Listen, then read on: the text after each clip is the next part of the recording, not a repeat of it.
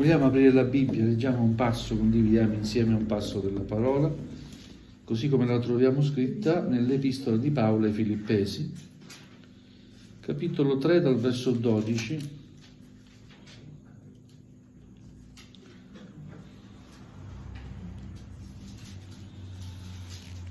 Alleluia. Filippesi, capitolo 3 dal verso 12 fino alla fine del capitolo, che è il verso 21. Quindi Filippesi 3 dal verso 12 fino al verso 21. Amen. Grazie per esservi alzati in piedi. Onoriamo la parola del Signore. Amen. A Dio sia la lode e la gloria. Non che io abbia già ottenuto il premio o che sia già arrivato alla perfezione, ma proseguo la corsa, semmai io possa afferrare il premio, poiché anch'io sono stato afferrato da Cristo Gesù. Fratelli, io non reputo d'avere ancora ottenuto il premio, ma una cosa faccio, dimenticando le cose che stanno dietro e protendendomi verso quelle che stanno davanti, proseguo la corsa verso la meta per ottenere il premio della suprema vocazione di Dio in Cristo Gesù. Sia dunque questo il sentimento di quanti siamo maturi, e se in qualche cosa voi sentite altrimenti, Dio vi rivelerà anche quella. Soltanto, dal punto al quale siamo arrivati, continuiamo a camminare per la stessa via. Siate i miei imitatori, fratelli, e riguardate a quelli che camminano secondo l'esempio che avete in noi. Perché molti camminano, ve l'ho detto spesso e ve lo dico ancora ora piangendo, da nemici della croce di Cristo, la fine dei quali è la perdizione, il cui Dio è il ventre, e la cui gloria è in quel che torna a loro vergogna, gente che ha l'animo alle cose della terra. Quanto a noi, la nostra cittadinanza è nei cieli, da dove aspettiamo anche il Salvatore, Gesù Cristo il Signore, che trasformerà il corpo della nostra umiliazione rendendolo conforme al corpo della sua gloria, in virtù della potenza per la quale Egli può anche sottoporsi ogni cosa. Amen. Fin qui la lettura della parola del Signore. È una epistola a me molto cara. Mi piace questa epistola in modo particolare. Ve l'ho anche detto. Secondo me è la più bella lettera che Paolo ha scritto. Un'altra domenica forse ve l'ho già detto, quando abbiamo meditato sul capitolo 4. Ma questo capitolo 3, questa parte finale del capitolo 3, è ancora un incoraggiamento che l'Apostolo Paolo dà alla Chiesa, quindi a noi tutti, incoraggiandoci ad andare avanti. Ecco, quel cantico, Avanti o vo', l'ho preso per caso, ma era lì che mi ha confermato la parola, avanti o vo', per entrare nella gloria del Signore. E Paolo ci incoraggia ad andare avanti. E dice, non che io abbia già ottenuto il premio, e noi ancora premio non abbiamo ottenuto, è vero? O che sia già arrivato alla perfezione, e noi arrivati alla perfezione ancora, è vero? Siamo come Paolo, dobbiamo ancora arrivare alla meta e dobbiamo avere questo obiettivo. Ancora in questo anno nuovo, arrivare alla meta. Amen. Ma io proseguo la corsa, semmai io possa afferrare il premio. Proseguo la corsa in vista di afferrare quel premio. Voglio prendere quel premio, voglio raggiungere il premio. Perché anch'io sono stato afferrato. Cristo ha raggiunto me, mi ha afferrato. Prendere con forza vuol dire afferrare, no? E grazie a Dio Gesù ci ha afferrati, vero? Perché stavamo andando verso la perdizione, ma Il Signore ci ha afferrati, ci ha salvati, gloria a Dio, amen. E dice: fratelli, io non reputo di aver ancora ottenuto il premio, lo dice chiaramente. Per quanto alta potesse essere l'opinione della Chiesa verso Paolo, da tutti riconosciuto come una personalità, non solo prima di aver incontrato Gesù, una grande personalità di cultura e religiosa, ma anche dopo, quando ha predicato l'Evangelo, la Chiesa lo vedeva come qualcuno da imitare, un servo del Signore. Ma Paolo dice: io non reputo di aver ancora ottenuto il premio, però faccio una cosa, dimenticando le cose che stanno dietro. Guardate, è profonda questa affermazione che fa l'Apostolo Paolo. Dimenticando le cose che stanno dietro e protendendomi verso quelle che stanno davanti, proseguo la corsa verso la meta per ottenere il premio della suprema vocazione di Dio in Cristo Gesù. Dimentica le cose che stanno dietro e vogliamo dire: Signore, aiutami a dimenticare il passato. Sapete, Dio si dimentica del nostro passato, anche se conosce il nostro passato, il nostro presente, conosce il nostro futuro. Lui si dimentica i nostri errori passati, perché ci perdona. Ma noi non possiamo vivere con l'ombra del passato che ci insegue. Il passato è passato, vero? Dobbiamo andare avanti. La vita cristiana non è una passeggiata, è una corsa. Fare una passeggiata è qualcosa di spensierato, passeggi, ammiri il paesaggio, passeggi. Fare una corsa è tutt'altra cosa. La corsa implica una preparazione atletica, fisica, psicologica, è vero? Cosa fa il coach? Ti allena, ti prepara per la tua competizione, è vero? È anche mentale. Non è solo fisica, perché il fisico, se c'è ma non c'è la mente, non riesci. È importante anche la componente mentale. Noi dobbiamo essere veramente convinti in chi abbiamo creduto. Amen. Dobbiamo veramente essere convinti che Gesù è il nostro Salvatore, ha preso la nostra vita e siamo nelle sue mani. Amen. E allora si prosegue, si va avanti, correndo. Perché adesso c'è bisogno di correre. Se già l'Apostolo Paolo sentiva la necessità di correre, figuriamoci adesso. Dobbiamo correre per raggiungere la meta e avere finalmente il premio. Il premio. Gloria a Dio. Questo è il mio obiettivo. Ricevere il premio della mia chiamata. Ognuno di noi ha e avrà il suo premio. Alleluia. Quindi questo deve essere il nostro sentimento. Sia dunque questo il sentimento di quanti siamo maturi nella fede. Alleluia. E poi l'Apostolo Paolo taglia corto quando dice: e se in qualcosa voi non sentite quello, non siete convinti di quello che vi dico, il Signore vi rivelerà anche questo che vi sto dicendo. Gloria a Dio. Un'altra esortazione che dà l'Apostolo Paolo è questa: dal punto al quale siamo arrivati, continuiamo a camminare per la stessa via. Gloria al Signore. Per la stessa via. Questa è la via. Gesù è la nostra via da seguire. Amen. Non possiamo cambiare. Gloria al Signore. Sapete, una cosa che mi duole tanto parlarne, ma purtroppo ne parla anche l'Apostolo Paolo, quindi dobbiamo parlarne. Ci sono alcuni che camminano come nemici della croce, pur definendosi credenti, cristiani, lavorano e esercitano questa loro fede come nemici della croce.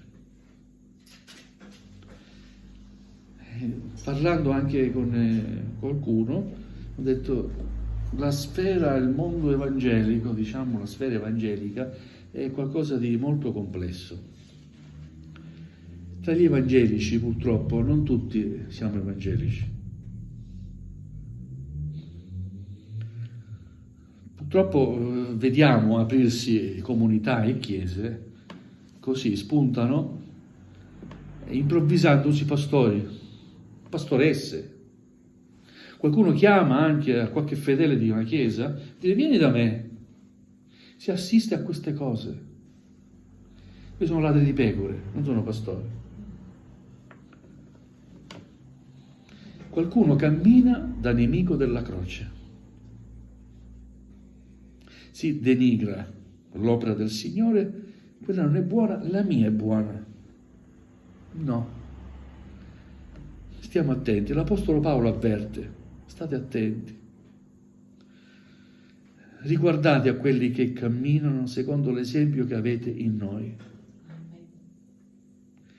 Chi non predica tutto l'Evangelo non va seguito. Bisogna seguire chi predica tutta la parola di Dio. Amen. Dalla Genesi all'Apocalisse, tutta la parola di Dio. E non oltre. Quando non si arriva a comprendere determinate cose, ci si ferma. E bisogna avere l'umiltà di dire: io non te lo so dire, non te lo so spiegare. Ma preghiamo insieme il Signore che ci rivelerà ogni cosa. Amen. Perché lo Spirito Santo ha un solo parlare. Amen.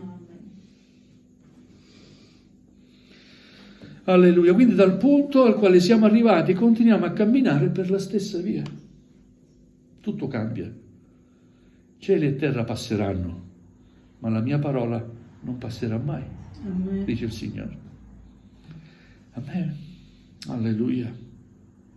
Quindi stiamo attenti, per amore del Signore, a dove si mangia. Le pecore non possono andare dove vedono un po' di verde. Il verde dell'erba deve essere un'erba che nutre. Amen. Perché non tutto il verde nutre. Ci sono posti dove il pastore non conduce le pecore perché sa che in quelle zone il cibo riempie solo ma non nutre. C'è anche cibo che gonfia ma non nutre, sapete? Ci sono anche pecore che si gonfiano perché mangiano ma non si nutrano. E allora mi è un insegnamento che ho ricevuto da piccolo, no? Ex presidente nostro dell'Assemblea di Italia, Francesco Toppi, quando era in vita, il papà era pastore, dice, mio padre era pastore, ma di pecore veramente, faceva il pecoraio. E allora dice, quando le vedeva le pecore che si gonfiavano, prendeva uno spillo in un punto adatto, nello stomaco, nel ventre, e si gonfiava, faceva uscire l'aria. A volte ci gonfiamo, ma non siamo ben nutriti.